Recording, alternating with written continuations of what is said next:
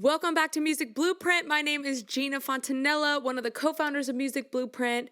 I am currently actually in my American Idol outfit. This is the outfit that I wore on my first audition on American Idol, like in front of the judges. I'm in a checkered shirt, black high-waisted pants. I have my iridescent bucket hat on and an orange puffy jacket. And this is what I wore on American Idol. Sang an original song, got the judges to sing my song back to me, and I'm just having a whole nostalgia moment right now.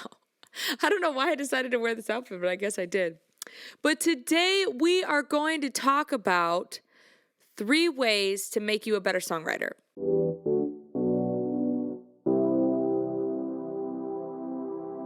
I do a ton of songwriting, not to share my credentials or anything, but I've worked with people all around the world of all different success levels, and I've been doing this, I think, a decade now, and it has become one of my main incomes.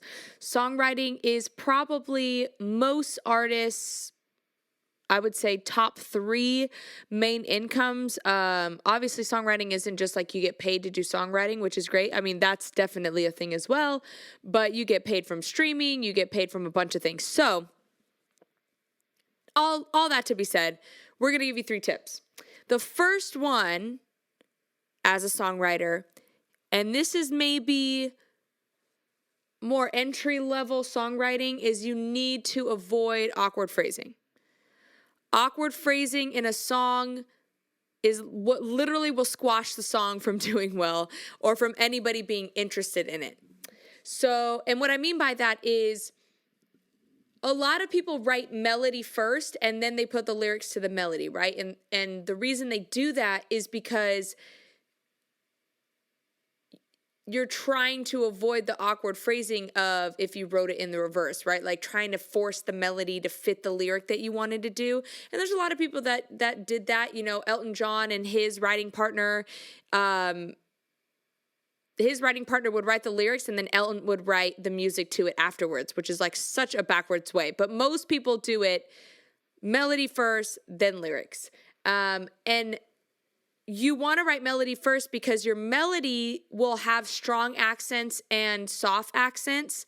And you want to make sure that your word phrasing, the strong accents on the syllables of the word go with the strong accents of the melody. So example, if your melody was like, da da da da, like you could say, like if you took the word pit bull, the accent is pit bull, right? It's not pit bull, right? That sounds weird. It's pit bull. So the accent is on pit first, right?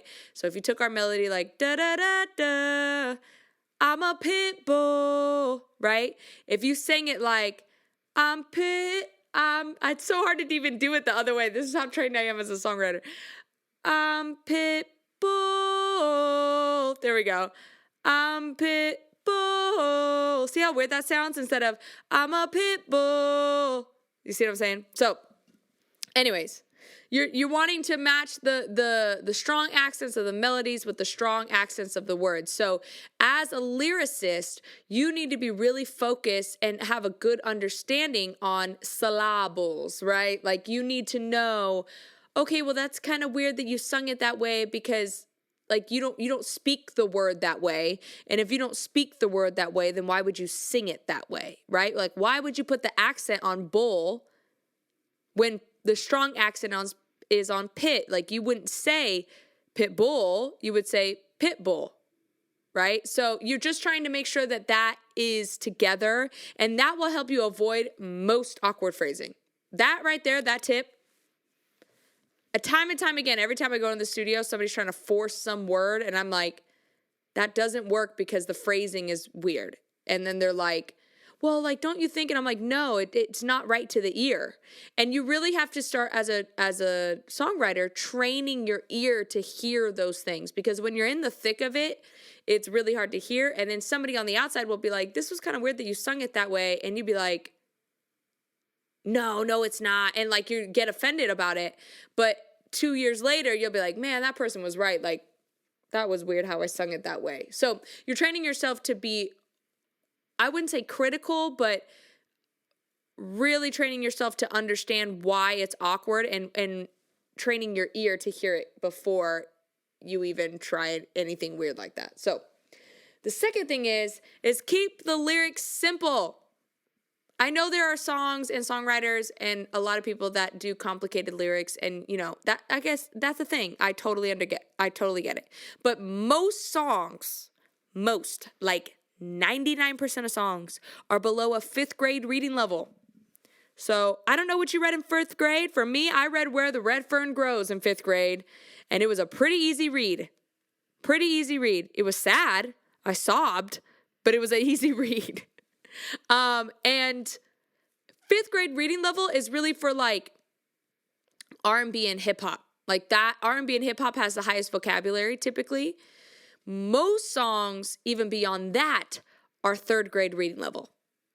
So you've got to keep it simple. Don't overcomplicate it. Like you can be clever and be simple. Like be clever with your metaphors and clever with, don't say, oh, they broke my heart. Like there's other ways to say they broke my heart, right? Like you tore my heart like the wind flowing through the trees. You know what I mean? Like that. Okay, cool. Like that makes sense. That's like really creative how you said that. But don't say like, you tore my heart like the cornucopias of the wind that travel. Like what? What are you even saying? No. People don't want to have to be learning vocabulary and have to grab a dictionary when they're listening to a song on the radio. They want to I've had a hard day at work. I'm coming home from work. I want to flip on some music and just chill out and be brainless. And that means that they're not trying to have a vocab lesson in the middle of their busy day, all right? So keep the lyrics simple, like unbelievably simple. Like if you think it's complicated, like if you're writing a lyric and you're like, you think that's too complicated? If you're asking yourself that, then the answer is yes. The answer is yes. Like just keep it unbelievably simple. And the last thing, and this has been my favorite thing recently, and I find that people who have a better grasp of this are overall better songwriters because they can communicate with everybody in the room.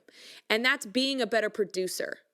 Many songwriters, I would say most songwriters, don't know how to produce at all. They're like totally like it's over their heads. They just want to write lyrics or write melodies. They don't want to produce. They don't want any knowledge of that.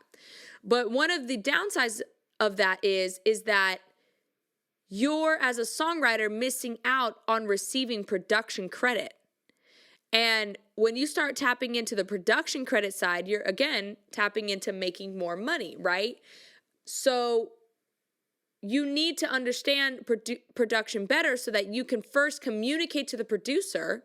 And when you're communicating to the producer saying like, oh no, this needs to be here, or you need to add this plugin, or no, hey man, let me play guitar, and then you're getting production credit because you played guitar on it. Let me play keys, or hey, that keypad that you played, it needs to be grittier, or like whatever the way like you produce, but you need to understand production. So you need to have an understanding of some kind of DAW, which is your music program that you're working out of. Some people work out of Logic Pro X, Pro Tools, Ableton. Some people even work out of FL Studio, Cubase if you're really going back. Some, like, you might want to start in GarageBand. I mean, there's a lot of options, but you need to have an understanding of vocals, how your vocals need to sound. Like, I'll go into a studio and I'll be like, hey man, put my auto-tune at this, and this. Like, I already know what my auto-tune needs to be set at, all of that stuff. I know what the guitar needs to sound like. It needs to be EQ'd. Like, you need to start understanding these phrases, because one, if something sounds off to you, you don't want to be the person in the room that's like, hey producer, something sounds off with my voice. And then that producer's going to be like asking more questions to communicate further so he knows what you mean by that. And like, he's going to be like, well, is it this? Is it that? And you're not going to know any of those phrases. And you're just going to be like, well, it sounds really like thin. or it sounds like there's like I have no low end. Like, even if you could use those phrases, that would help the producer a lot. But a lot of people don't even know that. They just say it sounds weird. And then that doesn't help anybody to make it sound not weird. So you need to start educating yourself on that. And it could just be as simple as every time you're in the studio and the producer does something, you're like, oh, what did you just put on my voice? It's really cool. And then most producers are like, oh, I put this on it. Like that. I mean, most people are so willing to teach people in the moment, as long as you're not annoying like every 5 seconds asking them, you know. So, but it really does make you a better songwriter, because the more you can contribute to the room and the more that you can communicate with people, the better the song always turns out. All right. So hopefully you can use some of these things. Again, all of these things will help you make more money as a songwriter, because you're furthering your skills. And when you become a great songwriter, everybody wants a piece of you. It's just the way it goes. Everybody wants you in every room, and all of that stuff, which just creates more opportunity for you to make money and have more cuts. So keep all of these things in mind, start practicing them. And if you like this video, please subscribe. Click the subscribe button, click the like button, and I will see you next week. Peace.